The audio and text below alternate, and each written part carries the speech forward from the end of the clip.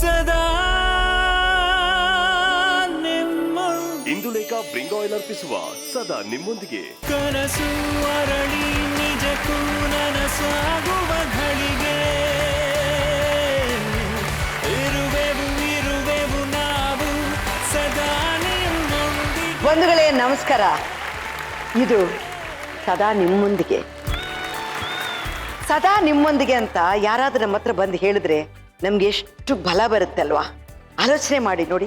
ನಮ್ಮ ಜೀವನದಲ್ಲಿ ತಾಯಿ ವಾತ್ಸಲ್ಯದ ಸಂಕೇತ, ತಂದೆ ಆಶ್ರಯದ ಸಂಕೇತ, ಸ್ನೇಹ ಒಗ್ಗಟ್ಟಿನ ಸಂಕೇತ, ಪ್ರೀತಿ ನಂಬಿಕೆ ಸಂಕೇತ. ನೊಂದವ್ರಿಗೆ ಈ ನಮ್ಮ ಸದಾ ನಿಮ್ಮೊಂದಿಗೆ ಭರವಸೆಯ ಸಂಕೇತ. ಏನ್ ಈ ಸದಾ ನಿಮ್ಮೊಂದಿಗೆ? ಇಲ್ಲೇನ್ ಮಾಡ್ತೀವಿ? ಏನ್ ಮಾಡಕ್ಕಾಗಲ್ಲ. ಎಲ್ಲರೂ ಕೈ ಜೋಡಿಸಿದ್ರೆ ಏನ್ ಬೇಕಾದ್ರೂ ಮಾಡಕ್ಕಾಗುತ್ತೆ ರೀ. ಇಲ್ಲಿಗೆ ಯಾರಾದ್ರೂ ಕಷ್ಟ ಅಂತ ನಮ್ಮನ್ನು ಹುಡ್ಕೊಂಡು ಬಂದ್ರು, ಇಲ್ಲ ನಾವೇ ಹುಡುಕಿ ರೈಟ್ ಕ್ಯಾಂಡಿಡೇಟ್ ಇವ್ರು ಏನಾದ್ರೂ ಮಾಡಬೇಕು ಅಂತ ನಮ್ಗೆ ಅನಿಸಿದ್ರು ಕರ್ಕೊಂಡು ಬರ್ತೀವಿ. ಇಲ್ಲಿ ಕೂತ್ಕೋತಾರೆ, ಮಾತಾಡ್ತಾರೆ. ಇವ್ರಿಗೆ ಸಹಾಯ ಮಾಡಕ್ಕೆ ನಮ್ಮವರು ಅಂದ್ರೆ ಚಿತ್ರರಂಗದಿಂದ ಆರ್ಟಿಸ್ಟ್ಗಳು, ಆಕ್ಟರ್ಸ್ ಬರ್ತಾರೆ, ಆಕ್ಟ್ರೆಸಸ್ ಬರ್ತಾರೆ, ಟೆಕ್ನಿಷಿಯನ್ಸ್ ಬರ್ತಾರೆ, ಪ್ರೊಡ್ಯೂಸರ್ಸ್, ದೊಡ್ಡವರು ಅಷ್ಟೇ ಅಲ್ಲ, ಇದಿನ್ನು ಮುಂದೆ ಹೋಗ್ತಾನೆ ಇರುತ್ತೆ. ಬಹಳ ದೊಡ್ಡವರು ಹೊರಗಡೆಯಿಂದಾನು ಬರ್ತಾರೆ. ಅವ್ರ ಕೈಯಲ್ಲಿ ಆದಷ್ಟು ಏನೇನು ಸಹಾಯ ಮಾಡಕ್ಕಾಗುತ್ತೋ ಇಲ್ಲಿ ಮಾಡ್ತಾರೆ. ಅದು ಎಂಥ ರೀತಿ ಸಹಾಯ ಅನ್ನೋದು ಇವತ್ತು ನೀವು ನೋಡ್ತಾನೆ ಇರಿ. ನಿಜವಾಗ್ಲೂ ನಿಮ್ಗೆ ಅನ್ಸುತ್ತೆ ನಾನೇ ನಿಮ್ ಜೊತೆಲಿ ಕೈ ಜೋಡಿಸ್ತೀನಿ ಅಂತ. ಮಾಡ್ತಿರ್ತಾನೆ. ಆ ನಂಬಿಕೆ ನಮ್ಗಿದೆ. ನಂಬಿಕೆನೇ ಬಾಳ್ರಿ ಸದಾ ನಿಮ್ಮೊಂದಿಗೆ. ಈ ಮೊದಲ ಸಂಚಿಕೆಯಲ್ಲಿ ನಮ್ಮ ಜೊತೆಗೆ ನರೇಂದ್ರ ಕುಮಾರ್ ಅವರ ಕುಟುಂಬ ಇದೆ. ಇವರಿಗೆ ಆರೋಗ್ಯ ಸಮಸ್ಯೆ ಇದೆ. ಮಗಳಿಗೆ ಒಳ್ಳೆ ವಿದ್ಯಾಭ್ಯಾಸ ಕೊಡಿಸಬೇಕು, ಸ್ವಂತ ಆಟೋ ಮಾಡ್ಕೋಬೇಕು ಅನ್ನೋದು ಇವರ ಮಹತ್ತರ ಆಸೆ. ಈ ಆಸೆ ಅನ್ನುವ ಆಕಾಶ ತಲುಪುವ ಸಲುವಾಗಿ ಏಣಿಯಾಗಿ ಬರುತ್ತಿದ್ದಾರೆ ಸರ್ಜಾ ಫ್ಯಾಮಿಲಿಯ ಭರ್ಜರಿ ಹುಡುಗ ಧ್ರುವ ಸರ್ಜಾ. ಇವರು ನರೇಂದ್ರ ಕುಮಾರ್ಗೋಸ್ಕರ ಆಟೋ ಓಡಿಸ್ತಿದ್ದಾರೆ. ಇವರ ಆಸೆ ಜೀವಂತವಾಗಿಸೋದೆ ಇವತ್ತಿನ ಸದಾ ನಿಮ್ಮೊಂದಿಗೆ. ಸದಾ ನಿಮ್ಮೊಂದಿಗೆ. ಏನ್ ಹೇಳ್ಬೇಕು?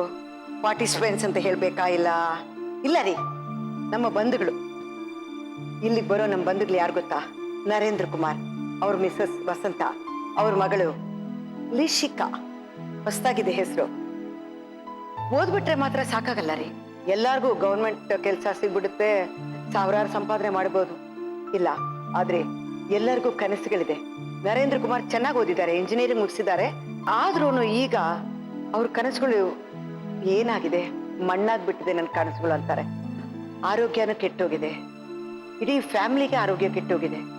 ಅದೇಂಗ್ರಿ ಸಾಧ್ಯ? ಯಾರು ಫ್ಯಾಮಿಲಿ ನಡೆಸ್ತಿದ್ದಾರೆ? ಇದಕ್ಕೆಲ್ಲ ಉತ್ತರ ನರೇಂದ್ರ ಕುಮಾರೇ ಹೇಳ್ಬೇಕು. ಅವ್ರನ್ನೇ ಕರ್ಸರ. ನರೇಂದ್ರ ಕುಮಾರ್ ಅವರೇ,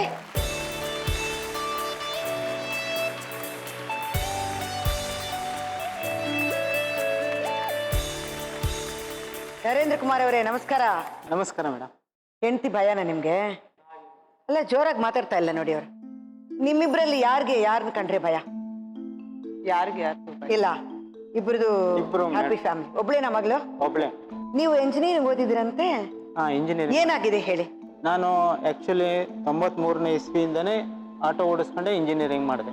ಓದ್ತಾ ಇರೋವಾಗ್ಲೇ ಮಾಡ್ತಿದ್ದೆ. Very good. ನಾನು ಓದಿದ್ದು ಚಿತ್ರದುರ್ಗದಲ್ಲಿ. ಅಲ್ಲಿ ನನಗೆ ಸೀಟ್ ಸಿಕ್ಕಿದ್ದು, ನಾನು ಅಲ್ಲಿ ಓದಿದ್ದು. ಮತ್ತೆ ಹೆಂಗ ಆಟೋ ಓಡಿಸ್ತಾ ಇದ್ದೆ? 15 ದಿನ 1 ತಿಂಗಳು ಏನಾದ್ರು ಕಾಲೇಜ್ ಮೈಸೂರಿಗೆ ಬಂದು ಆಟೋ ಓಡಿಸ್ಕೊಂಡು ಆಮೇಲೆ ಕಾಲೇಜ್ ದುಡ್ಡು ಸೇರಿಸ್ಕೊಂಡು ಆಮೇಲೆ ಇಂಜಿನಿಯರಿಂಗ್ ಕೂಡ ಇಲ್ಲ ಕೋರ್ಸ್ ಕಂಪ್ಲೀಟ್ ಮಾಡಿದೆ. ಬಟ್ ಏನಾಗೋಯ್ತು, ನಮ್ಮ ಟೈಮ್ನಲ್ಲಿ ನಮ್ಮ ತಂದೆದು ಹೆಲ್ತ್ ಪ್ರಾಬ್ಲಮ್ ಆಗೋಯ್ತು. ಅವ್ರನ್ನ ಪೋಷಣೆ ಮಾಡಬೇಕಾಗಿತ್ತು. ನಿಮ್ಮ ಅಣ್ಣಂದ್ರು ಯಾರು ಇಲ್ವಾ? ಅಣ್ಣಂದ್ರು ಇದಾರೆ, ಆದ್ರೂ ಅವ್ರು ನೋಡ್ಕೊಳ್ಳಲ್ಲ. ಅಂದ್ರೆ ಬರ್ತಾರೆ ಹೋಗ್ತಾರೆ ಅಷ್ಟೇ. ಅವರು ನಿಮ್ಮ ಫಾದರ್ನೆಲ್ಲ ಇಟ್ಕೊಂಡಿಲ್ಲ? ಅವ್ರ ಫಾದರ್ ಅಂದ್ರೆ ಅವರು ಇಂಡಿಪೆಂಡೆಂಟ್ ಆಗಿದ್ರಲ್ಲ, ಅವರು ಬರ್ತಾ ಇದ್ರು ಹೋಗ್ತಾ ಇದ್ರು ಅಷ್ಟೇ. ಅಲ್ಪ ಸ್ವಲ್ಪ ಫೈನಾನ್ಷಿಯಲ್ ನಮ್ಮ ತಂದೆಗೆ ಮಾಡ್ತಾ ಇದ್ರು ಅಷ್ಟೇ. ಆಮೇಲೆ ಏನಾಯ್ತು, ನಮ್ಮ ತಂದೆದು ಹುಷಾರು ತಪ್ಪದ ಮೇಲೆ ಎಕ್ದಡಮ್ ಏನಾಯ್ತು, ನಮ್ಮ ಮನೆಯಲ್ಲಿ ನಮ್ಮ ಅಕ್ಕ ಒಬ್ಬರಿದ್ರು, ಅವ್ರಿಗೆ ಬ್ರೈನ್ ಕ್ಯಾನ್ಸರ್ ಆಯಿತು. ಬ್ರೈನ್ ಕ್ಯಾನ್ಸರ್ ಆದಮೇಲೆ ಏನಾಗುತ್ತೆ, ನಾವು ಅವ್ರನ್ನ ನಿಮ್ಹಾನ್ಸಲ್ಲಿ ಕರ್ಕೊಂಡು ಬಂದು ಆಪ್ರೇಷನ್ ಮಾಡಿ ಕಿದ್ವಾಯಿನಲ್ಲಿ ಟ್ರೀಟ್ಮೆಂಟ್ ಕೊಡಿಸ್ಕೊಂಡು, ನಾನು ಅಲ್ಲಿ ಮನೆಯಲ್ಲೇ ಆಟೋನ ನಿಲ್ಲಿಸ್ಕೊಂಡು ಅಲ್ಲಿಗೆ ನಮ್ಮದು ಭಾಳ ಸ್ಪಾಯ್ಲ್ ಆಗೋಯ್ತು. ಆನಂತರ ಏನಾಯಿತು, ನಮ್ಮ ತಾಯಿಗೆ ಗಂಟ್ಲು ಕ್ಯಾನ್ಸರ್ ಆಯಿತು. ನಿಮ್ಮನ್ನು ನೋಡಿದ್ರೆ ಏನೋ ಕಷ್ಟನೇ ಇಲ್ಲ, ತುಂಬಾ ಒಳ್ಳೆ ಫ್ಯಾಮಿಲಿ. ಏನೋ ಬರೋದೇ BMW ಅಲ್ಲಿ ಬರ್ತಾರೆ ಅನ್ನೋ ಥರ ಇದ್ದೀರಾ. ಆದರೆ ಆಟೋ ಓಡಿಸ್ತಾ ಇದ್ದೀರಾ. ಎಲ್ಲ ಕಷ್ಟಗಳು ಒಂದೊಂದೊಂದಾಗಿದೆ ನಿಮಗೆ. ಇವತ್ತಿನ ಸೆಲೆಬ್ರಿಟಿನ ಕರೆಸ್ಬಿಡ್ತೀನಿ. ನೀವು ಬಂಧುಗಳೇ, ಇತ್ಲ ಕಡೆ ನಮ್ಮವರು ಕೆಲವರು ಇದ್ದಾರೆ. ಅವರು ಒಂದೊಂದು ಶೋಗೆ ಒಬ್ಬೊಬ್ರು ಬರ್ತಾರೆ. ಇವತ್ತು ಬರೋರು ನನಗೂ ತುಂಬ ಇಷ್ಟವಾದ ಒಬ್ಬ ಹೀರೋ. ಚಿಕ್ಕ ಹುಡುಗ ಆದ್ರೂ ಎಕ್ಸ್ಟ್ರೀಮ್ಲಿ ಸ್ಮಾರ್ಟ್ ಆ್ಯಂಡ್ ಇಂಟೆಲಿಜೆಂಟ್ ಅಂತ ಅನಿಸುತ್ತೆ ಸ್ಕ್ರೀನಲ್ಲಿ ನೋಡೋವಾಗ. ಆಕ್ಷನ್ ಪ್ರಿನ್ಸ್ ಅವರು. ಇಡೀ ಫ್ಯಾಮಿಲಿನೇ ಕನ್ನಡ ಇಂಡಸ್ಟ್ರಿಯಲ್ಲಿ ಅವ್ರ ತಾತ ಕಾಲದಿಂದ ಇರೋದು. ಇಷ್ಟೊತ್ತು ಗೊತ್ತಾಗಿರ್ಬೇಕಲ್ವಾ? ಎಸ್, ಧ್ರುವ ಸರ್ಜಾ.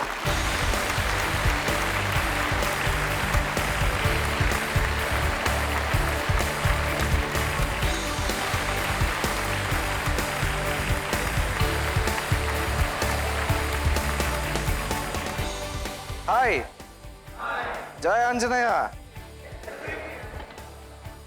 ಏನಮ್ಮ, ಹೇಗಿದ್ದೀರಾ? ಸೂಪರ್ ಅಮ್ಮ. ಅವ್ರು ನರೇಂದ್ರ ಕುಮಾರ್ ಅವರು. ನಮಸ್ತೆ ಅಣ್ಣ. ಅವರು ಮಿಸಸ್ ವಸಂತಿ, ಅವ್ರ ಮಗಳು ಲಿಶಿಕಾ. ಹಾಯ್.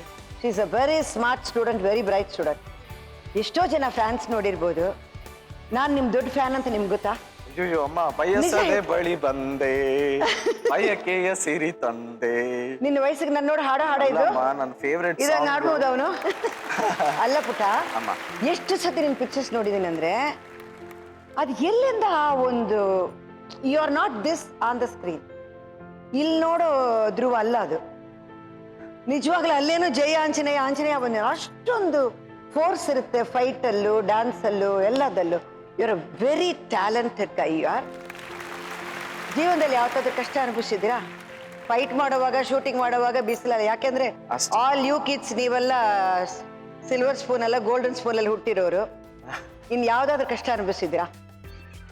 ಕಷ್ಟ ಅಂದ್ರೆ ಬೀದಿ ನಾಟಕ ಮಾಡ್ಬೇಕಾದ್ರೆ ಸ್ವಲ್ಪ ಅವಾಗ ಒಂಚೂರು ಕಷ್ಟ ಆಗ್ತಿತ್ತು ಅಷ್ಟೇ, ಬಿಟ್ರೆ ಇನ್ನೇನಿಲ್ಲ. ಫ್ಯಾಮಿಲಿಯಲ್ಲಿ ಏನಿಲ್ಲ. ಇಲ್ಲ, ದೇವ್ರು ಹಂಗೆ ಚೆನ್ನಾಗಿಟ್ಟಿರ್ಲಿ. First time love? ಇಲ್ಲಮ್ಮ. ಸುಳ್ಳಲ್ಲ ಹೇಳ್ಬಾರ್ದು. ಎಂತ ಸುಳ್ಳು ಹೇಳ್ತಾರಪ್ಪ. ಲವ್ ಮಾಡದೆ ಯಾರಾದ್ರೂ ಇರ್ತಾರ? ಇಲ್ಲಮ್ಮ, ಮಾಡಿದ್ರೆ ಟಕಾರ ಅಂತ ಹೇಳ್ತಿದ್ದೆ. ಟಕಾರ ಅಂತ ಹೇಳ್ಬೇಕಾಗಿಲ್ಲ, ಮಾಡಿದೆ ಅಂತ ಹೇಳಿದ್ರೆ. ಮಾಡಿಲ್ಲ. ಹುಡುಗಿ ಯಾವ ವಯಸ್ಸಲ್ಲಿ ನೋಡಿದ್ಲು ನಿಮ್ಮನ್ನ? ಏನಮ್ಮ? ಆ ಹುಡುಗಿ ಯಾವಾಗ ನೋಡಿದ್ಲು? ಅಯ್ಯೋ ನೋಡಿ, ಹಂಗೆ ಗೊತ್ತಾಯ್ತಪ್ಪ ಲವ್ ಮಾಡಿದಾನೆ. ಇಲ್ಲ, ಯಾರಾದ್ರೂ ಹುಡುಗಿ ನೋಡ್ಬಿಟ್ಟು ಇಲ್ಲ ನನ್ನ ಇಂಟ್ರೆಸ್ಟ್ ಇಲ್ಲ ಅಂತ ಹೇಳಿದಾಳ? ಇಲ್ಲ, ಒಪ್ಕೊಂಡ್ಬಿಟ್ಲು. ನಾನು ಯಾಕೆ ಕೇಳ್ತೀನಂದ್ರೆ, ಏನಾದ್ರೂ ನೋವು ಅನುಭವಿಸಿದ್ದೀರಾ? ನೋವಂದ್ರೆ ಏನು ಅಂತ ಗೊತ್ತಾ? ಕಷ್ಟ ಅಂದ್ರೆ ಏನು ಅಂತ ಗೊತ್ತಾ? ಗೊತ್ತಿಲ್ಲ. ಯಾರನ್ನಾದ್ರೂ ನೋಡೋವಾಗ ಅಯ್ಯೋ ಇದು ಏನ್ ಕಷ್ಟ ಇದು ಅಂತ ಅನುಭವಿಸಿದ್ರ? ಆ ತರ ಎಲ್ಲ ನೋಡೋವಾಗ ಮನ್ಸಿಗೆ ಏನ್ ಅನ್ಸುತ್ತೆ? ತುಂಬಾ ಹೆವಿ ಅಂತ ಫೀಲ್ ಆಗುತ್ತೆ, ತುಂಬಾ ಬೇಜಾರಾಗುತ್ತೆ. ವೀಟಿ ನೋಡಿ, ಆವಾಗ ಗೊತ್ತಾಗುತ್ತೆ ಕಷ್ಟ ಅಂದ್ರೆ ಏನು ಅಂತ.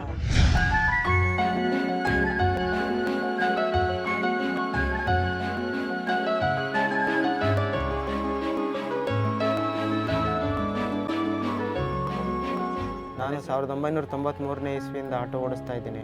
ಆಟೋ ಓಡಿಸ್ಕೊಂಡೇ ಇಂಜಿನಿಯರಿಂಗ್ ಕಂಪ್ಲೀಟ್ ಮಾಡಿದೆ ಕೋರ್ಸನ್ನು.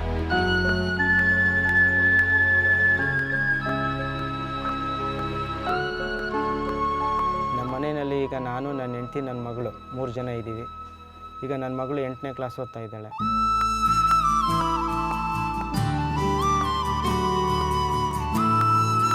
ಕೋರ್ಸ್ ಕಂಪ್ಲೀಟ್ ಮಾಡ್ತಿದ್ದಂಗ್ಲೇ ನಮ್ಮ ಮನೆಯಲ್ಲಿ ನಮ್ಮ ತಂದೆ ಹುಷಾರು ತಪ್ಪಿಟ್ರು.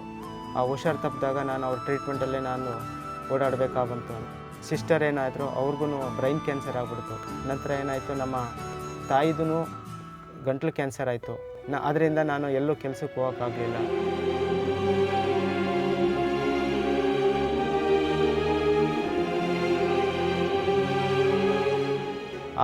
ಆ ಸಾಲಗಳು, ಆ ವಗೇರೆಗಳು ಎಲ್ಲ ನನ್ನ ಮೇಲೆ ಬಿದ್ದುಬಿಡ್ತು. ನಮ್ಮ ಮನೆಯಲ್ಲಿ ನಮ್ಮ ಅಣ್ಣಂದಿರುಗಳು ಸ್ವಲ್ಪ ಸಪೋರ್ಟ್ ಮಾಡಿದ್ರು ನಾನು ಸ್ವಲ್ಪ ಎಚ್ಚೆತ್ಕೋತಾ ಇದ್ದೆ.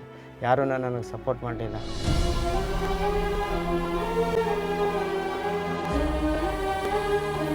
ನಮಗೆ ಅದು ಒಂದು ರೂಪಾಯಿನೂ ಉಳಿಸೋ ಅಂಥ ಒಂದು ಪರಿಸ್ಥಿತಿ ಇಲ್ಲ ಇವಾಗ. ಎಲ್ಲ ಖರ್ಚು ಮೇಲೆ ಖರ್ಚು ಬರುತ್ತೆ. ಯಾಕೆಂದರೆ ನಾವು ಬಾಡಿಗೆ ಕಟ್ಕೊಂಡು ಜೀವನ ಮಾಡೋದು ಕಷ್ಟ.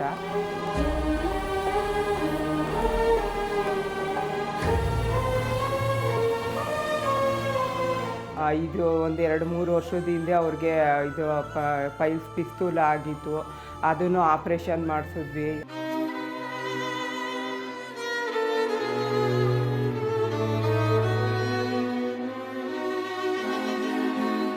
ಒಂದು ದಿನ ಏನೋ ಚಾಮುಂಡೇಶ್ವರಿ ದರ್ಶನ ಮಾಡೋಣ ಅಂತ ನಡ್ಕೊಂಡು ಹೋಗ್ಬಿಟ್ಟು ಬಿಸಿಲಲ್ಲಿ ಕಾಲೆಲ್ಲ ಫುಲ್ಲು ಇಂಜೂರ್ ಆಗ್ಬಿಟ್ಟು ಬೆರಳುಗಳು ಎಲ್ಲ ಒಂಥರ ಸ್ಪಾಯ್ಲ್ ಆಗ್ಬಿಟ್ಟು ಕಪ್ಪುಗೆ ತಿರುಗ್ಬಿಟ್ಟು ಜಸ್ಟು ಗ್ಯಾಂಗ್ರೀನ್ ಥರ ಫಾರ್ಮೇಷನ್ ಆಗ್ಬಿಡ್ತು.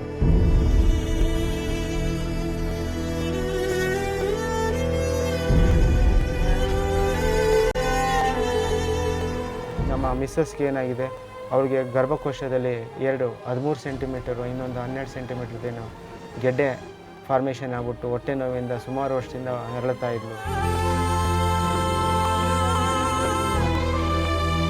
ದುಡ್ಡು ಕೊಡೋಷ್ಟು ನಮ್ಮ ಮನೆಯವ್ರ ಹತ್ರ ದುಡ್ಡು ಇರಲಿಲ್ಲ.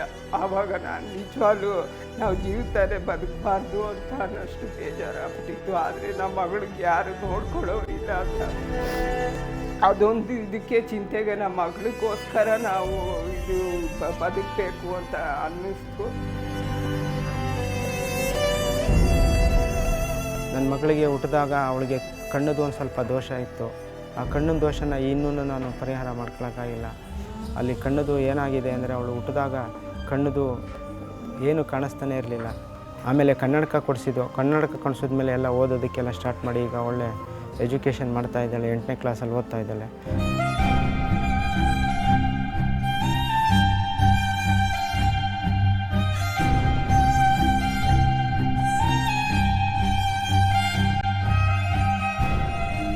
ನನ್ನ ಮಗಳದ್ದು ಭವಿಷ್ಯನೇ ಇಂಪಾರ್ಟೆಂಟು. ಉದ್ದೇಶ ಏನಿದೆ ಅದನ್ನು ಓದಿಸ್ಬೇಕು ಅಂದ್ಕೊಂಡು ನಾನು ಇದ್ದೀನಿ. ಇದರಿಂದ ಸ್ವಂತ ಒಂದು ಆಟೋ ಅನ್ನೋದೊಂದು ಮಾಡಿಕೊಂಡ್ರೆ ನಾನು ಅವಳನ್ನ ಇದನ್ನೆಲ್ಲದ್ರಲ್ಲೂ ಮುಂದೆ ಬಂದ್ಬಿಟ್ಟು ಅವಳನ್ನ ಓದಿಸಿ ನಾನು ಚೆನ್ನಾಗಿ ಇರಬೇಕು, ಬಾಳಬೇಕು ಅಂತ ನನಗೆ ಆಸೆ.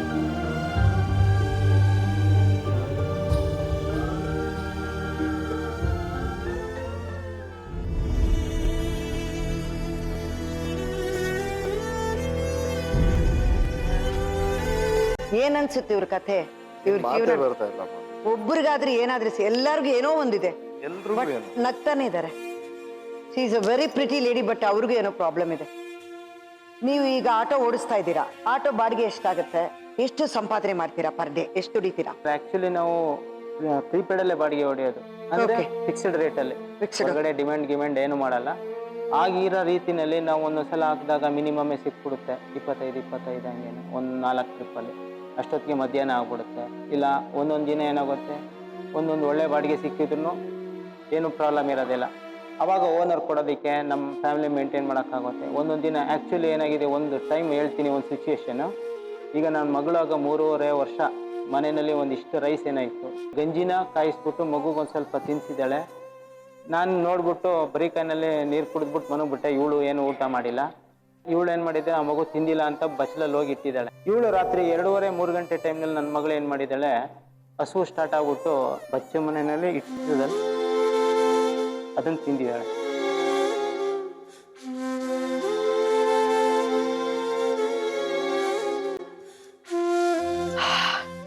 Hello, yes ma'am. ನಾನು ಟೀಚರ್ ಅಲ್ಲ ನಿಂದು, yes I am your friend. ನಾನು ಎಸ್ ಎಸ್ ಮೇಡಮ್ ಅನ್ಬೇಡ, ನೀನು ಏನಂತ ಕರಿತೀಯ ಹೇಳಿ? ಅಮ್ಮ ಅಂತ. ಅಮ್ಮ ಅನ್ನು, ಆಂಟಿ ಅನ್ನು, ಇಲ್ಲಾಂದ್ರೆ ಏನೇ ಲಕ್ಷ್ಮಿ ಅನ್ನು, ಪರವಾಗಿಲ್ಲ. ಚೆನ್ನಾಗಿ ಓದ್ತೀಯಾ? Yes ma'am. ಫ್ಯೂಚರಲ್ಲಿ ಏನಾಗಬೇಕು ಅಂತಿದ್ಯಾ? ನಾನು IAS ಆಗ್ಬೇಕಂತ. ಸಭಾಷ್. ಇವಳು ನೋಡಿದ ತಕ್ಷಣ ಇದೊಂದು IAS ಆಫೀಸರ್ ಲಕ್ಷಣ ಇದೆ, ಇದು ಖಂಡಿತ IAS ಆಫೀಸರ್ ಆಗುತ್ತೆ ಈ ಪುಟ್ಟ ಅಂತ ಅನ್ಸುತ್ತೆ ನನಗೆ. ಎಲ್ಲರೂ ದಯವಿಟ್ಟು ಆಶೀರ್ವಾದ ಮಾಡಿ. ಏನ್ರು ನಿಜವಾದ ಹೀರೋ ಇವರೇ. ಹೌದು, ಓದ್ಕೊಂಡು ಆಟೋ ಓಡಿಸ್ಕೊಂಡು ಮನೆ ಇನ್ನೂ ನೋಡ್ಕೊಂಡು ವೆರಿ ನೈಸ್. ಒಬ್ಬರನ್ನ ನೋಡೋವಾಗ ದೇ ಆರ್ ವೆರಿ ಕಂಫರ್ಟಬಲ್, ತುಂಬಾ ಚೆನ್ನಾಗಿದೆ. ಒಳಗೆ ನೋಡಿದ್ರೆ ಗೊತ್ತಾಗುತ್ತೆ ಎಷ್ಟು ನೋವುಗಳಿದೆ ಅಂತ. ಇವ್ರಿಗೊಂದು ಸ್ವಂತ ಆಟೋ ಇದ್ರೆ ಒಳ್ಳೇದಾಗುತ್ತೆ ಅಂತ ಅನಿಸ್ತಾ ಅಲ್ವಾ ಸರ್? ಬಾಡಿಗೆ ಆಟೋ ನಿಮ್ ಕಷ್ಟ, ಸ್ವಂತ ಆಟೋ ಬಂದ್ರೆ ಇವಾಗ ಮ್ಯಾಮ್ ಫ್ಯಾಮಿಲಿ ಮೇಂಟೈನ್ ಮಾಡೋದ್ರಲ್ಲಿ 50% ಕಷ್ಟಗಳನ್ನ ಪರಿಹಾರ ಮಾಡ್ಕೋಬೋದು. ಏನ್ ಮಾಡೋಣ ಹೇಳಿ? ಏನ್ ಮಾಡಿ ಒಂದು ಆಟೋ ಕೊಡಿಸ್ತೀರಾ? ಈಗ ಒಂದು ಆಟೋ ತಗೋಬೇಕಾದ್ರೆ ಹೇಗಾದ್ರೂ 1 ಲಕ್ಷಕ್ಕೆ ಮೇಲಾಗುತ್ತೆ, 2 ಲಕ್ಷ ಆಗುತ್ತೆ. ಇಲ್ಲ ಮನೆಯಿಂದ ತಂದು ಕೊಟ್ಬಿಟ್ಟು ಹೋಗ್ತೀರಾ 2 ಲಕ್ಷ? ಏನ್ ಮಾಡ್ತೀರಾ ಹೇಳಿ? ಹೇಳ್ರಣ, ಏನ್ ಮಾಡವ? ನೀವು ಆಟೋ ಓಡ್ಸಕ್ ಕಲ್ತಿದ್ದೀರಾ? ಓಮ ಬೈಕ್ ಗೊತ್ತಾಗುತ್ತೆ, ಸ್ಕೂಟ್ರ್ ಓಡಿಸೋದ್ ಕಲ್ತಿದ್ದೆ. ಸೊ ಪಕ್ಕದೇ ಅಲ್ವಾ ಆಟೋ, ಹಾ.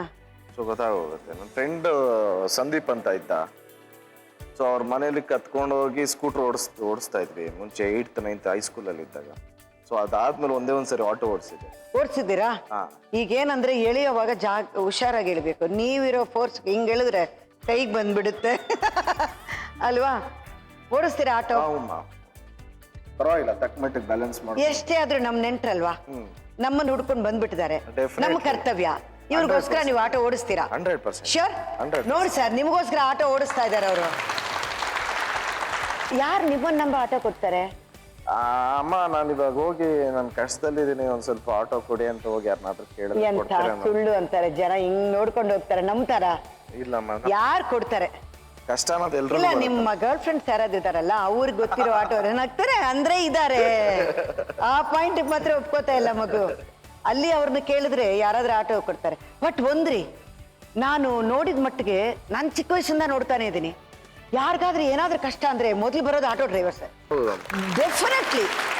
ಆಟೋಲ್ಲಿ ಕೂತ ಮೇಲೆ ನಾನು ಧ್ರುವ ಕೂತಿದ್ದೀನಿ, ಈಗ 100 ರೂಪಾಯಿ ಆಗಿದೆ, 200 ರೂಪಾಯಿ ಕೊಡ್ಬೇಕು ಅಂತೆಲ್ಲ ಕೇಳಬಾರ್ದು. ಇಲ್ಲಮ್ಮ, ಮೀಟರ್ ಎಷ್ಟಿದೆಯೋ ಅಷ್ಟೇ, ಮೀಟರ್ ಮೇಲೆ ದುಡ್ಡು ಇಡಬಾರ್ದು, ಬಿಸಿ ಮಾಡಬಾರ್ದು ಮೀಟರ್ನ. ಓಕೆ, ನೀವು ಸೆಲ್ಫಿ ಕೊಡ್ಬೋದು, ಡ್ಯಾನ್ಸ್ ಮಾಡ್ಬೋದು, ಯಾರಿಗೂ ಏಟ್ ಆಗ್ಬಾರ್ದು, ಆದ್ರೆ ಫೈಟ್ ಮಾಡ್ಬೋದು, ಏನ್ ಬೇಕಾದ್ರೂ ಮಾಡ್ಬೋದು. ಲವ್ ಮಾತ್ರ ಮಾಡಬಾರ್ದು. ಆಮೇಲೆ ಫೈಟ್ ಎಲ್ಲದಕ್ಕೂ ಚಾರ್ಜ್ ಮಾಡ್ಬೇಕು. ಸೆಲ್ಫಿಗೆ ಇಷ್ಟು ದುಡ್ಡಿದೆ, ಆಟೋಗ್ರಾಫ್ ಮಾಡಿದ್ರೆ ಎಷ್ಟು ದುಡ್ಡಿದೆ, ಡ್ಯಾನ್ಸ್ ಮಾಡಿದ್ರೆ ಎಷ್ಟು ದುಡ್ಡು, ಹಾಡಿದ್ರೆ ಎಷ್ಟು ದುಡ್ಡು, ಏನೇನೋ ಡೈಲಾಗ್ ಹೇಳೋಕೆ ಹೇಳಿದ್ರೆ ಅಷ್ಟು ದುಡ್ಡಿದೆ. ಎಲ್ಲ ಕಲೆಕ್ಟ್ ಮಾಡ್ಕೊಂಡು ಬಂದು ಇಲ್ಲಿ ಕೊಟ್ಬಿಡ್ಬೇಕು. ನಮ್ಮ ಕೈಯಲ್ಲಿ ಎಷ್ಟಾಗುತ್ತೋ ಅಷ್ಟು, ಆಮೇಲೆ ಏನು ಅಂತ ಹೇಳ್ತೀನಿ. ಮಾಡ್ತೀರಾ? 100% ಅಮ್ಮ, ಒಳ್ಳೇದಾಗತ್ತೆ ಅಂದ್ರೆ 100% ಕೊಟ್ಬಿಟ್ಟು ಮಾಡವ. ನೋಡ್ರಿ ಎಷ್ಟು ದೊಡ್ಡ ಹೀರೋ ಬಂದಿದ್ದಾರೆ, ಮುಂದೆ ಬಂದಿದ್ದಾರೆ ನಿಮ್ಗೋಸ್ಕರ. ಆಲ್ ದ ಬೆಸ್ಟ್ ಪುಟ. ಥ್ಯಾಂಕ್ಸ್. Carry on. ಜಯ ಆಂಜನೇಯ.